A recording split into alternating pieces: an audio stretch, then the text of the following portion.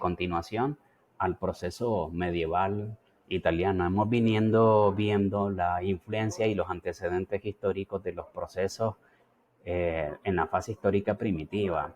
De hecho, los antecedentes históricos del proceso son primitivos. Se le llama primitivo a lo arcaico, a lo severo, a lo pesado, a lo cruel de las representaciones de los procesos en su fase primitiva.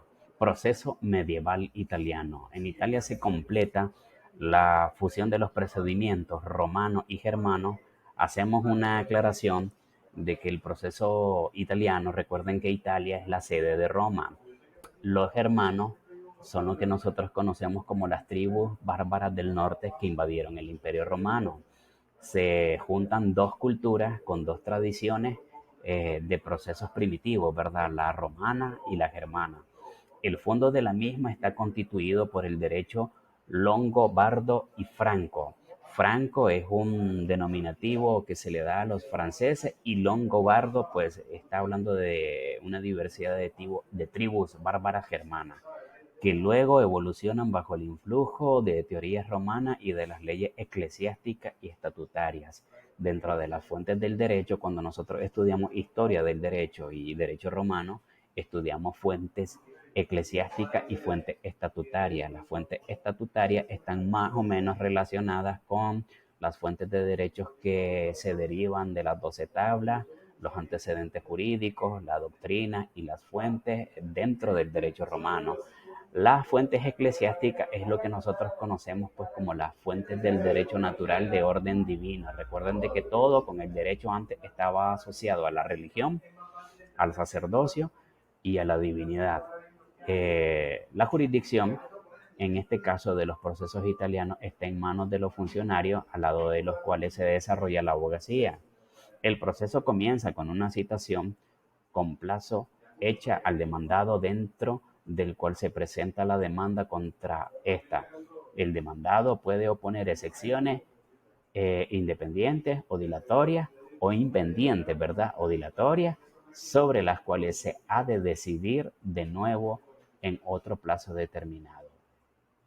Podemos ver de que aquí el proceso medieval italiano es un poco técnico, formal, objetivo, por así decirlo, más avanzado científica y culturalmente. Eh, a continuación, tenemos la referencia del antiguo enjuiciamiento español. La organización judicial con la aplicación exclusiva a los godos aparece en España consignada más que en los cuerpos de legislación general, más o menos influidos por ideas romanas en los fueros de las ciudades, donde el derecho se manifiesta con mayor espontaneidad. Un recordatorio que debemos de hacer es que España fue invadida por los visigodos. Los visigodos son una especie de pueblo nórdico, son escandinavos. Debemos de recordar históricamente que antes de la llegada del Imperio Romano a España, llegaron los nórdicos visigodos, que son bárbaros pueblos germánicos a la península norte y central de lo que nosotros conocemos como la Hispéride, como Hispania, ¿verdad? Que es la actual España.